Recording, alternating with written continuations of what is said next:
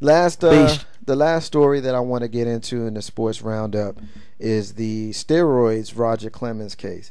Uh, Big Rube's kind of giving me a physical side, but here's the thing. You know what cracks me up about it? First of all, they've had 2 jurors who have been dismissed for falling asleep. They've had two jurors have been dismissed for falling asleep. It is boring, but here's the thing.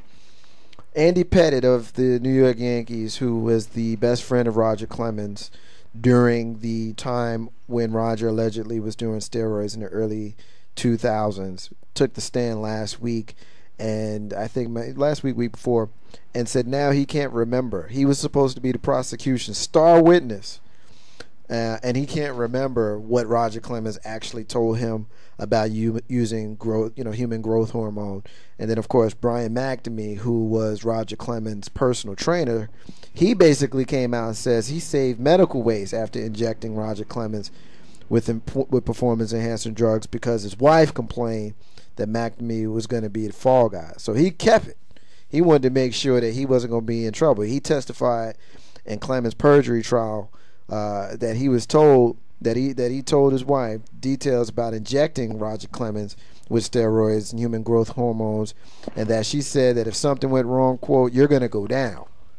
McNamee then said he wanted to do something that would make her stop giving him a hard time every single day. He said that he took a swab and a cotton ball from an injection, put it in a beer can, and brought it home. He said when he showed it to his wife, she was cool with it. And then, of course, that waste that was collected by McNamee is the physical evidence that prosecutors are now using against Roger Clemens in his perjury trial. So I'm gonna start with you, Big Road. A lot of different ways we can go with this, but my first question to you is this: 1, do you think Roger Clemens did steroids? 2, if he did, should he be allowed into the Hall of Fame? And 3, if he did not do steroids, do you think you should let him in the Hall of Fame? Either way. 1, don't know. He said, she said. 2, if he did do it, what does HGH really do for you? Well, I mean, it strengthens your muscles, blah, blah, blah. I guess it helps him pitch better. What human growth hormone does more than anything is it allows you to recover quickly. So instead of your arm dragging the day after you threw 120 pitches, you might not have your arm dragging. Or if you have a minor muscle tissue injury, you heal from it a little bit quicker. You recover quicker. It allows you to work out more because your muscles will heal quicker because you're using this human growth hormone, which is basically the new steroid because there was no way to test for it. Mm-hmm. So, well, back to 2. Unless you can prove, even if you took away his stuff from 2001 to 2002, he's still one of the best pitchers ever. So, no, you put him in there. 2, 3, you put him in there. 4, when they stop wasting my taxpayers' money on this thing, I could care less if the dude took HGH or whatever now. It's been 5 to 6 years that I've been spending my taxpayer money trying to find out. I don't care anymore. Just let it be. Just let it go. My thing is this. Why are you worried about if this man lied to you or not? Is that the issue? Because after you prove he lied, what are you going to do to him?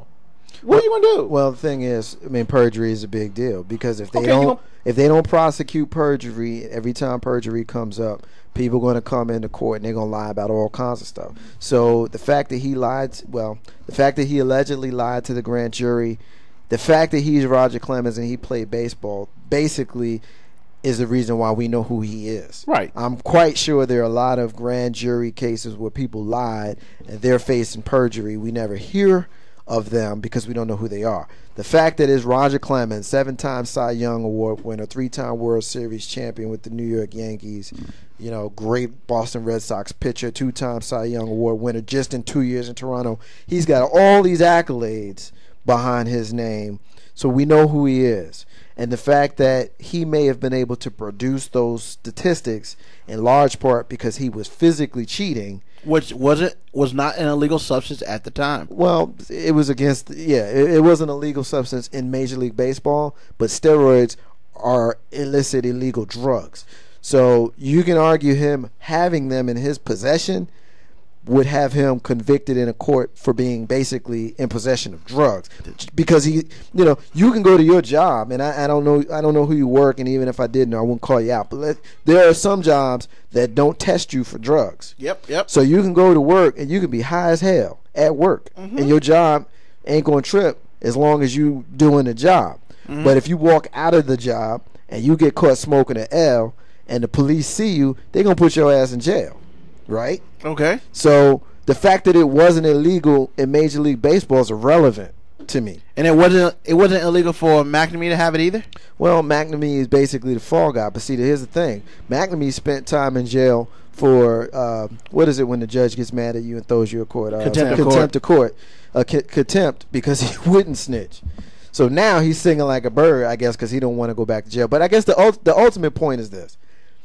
One of you said, and I can't remember which one it was, but one of you said, well, yes, we're spending all this money on a perjury trial. I agree that it's probably a little bit too aggressive, but it's perjury.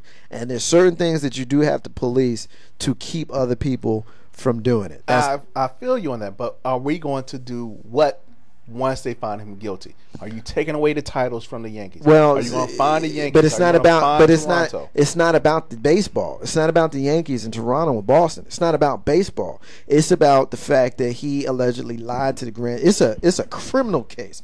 It's not about baseball, because baseball is going to police it by not putting him in the Hall of Fame. It's not something that Bud Selig and the powers that be at Major League Baseball are going to go and snatch his probably 3 or 4 Cy Youngs, because he won a couple before this alleged time. They're not going to do that. They're not going to take away the Yankees World Series. They're not going to do that, because Major League Baseball, as Big Rube mentioned, wasn't against the law then. And even steroids wasn't against the law, against the baseball law.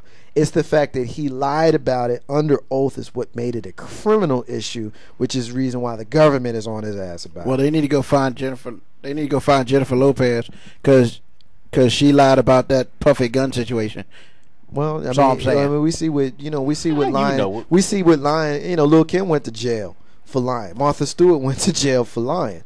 No, so she went to jail for tax evasion. What's that? She went to jail for tax evasion. She went to jail for lying. Martha Stewart went to jail because her she lied on her taxes. Her dude came to her and was like, Martha, check it. Your money, you about to lose your money. And so she moved her money. No. This is stocks, dude. This wasn't taxes. This was stocks. She got an insider who came to her and was like, they about to crash tomorrow. And she moved her money without telling her stockholders.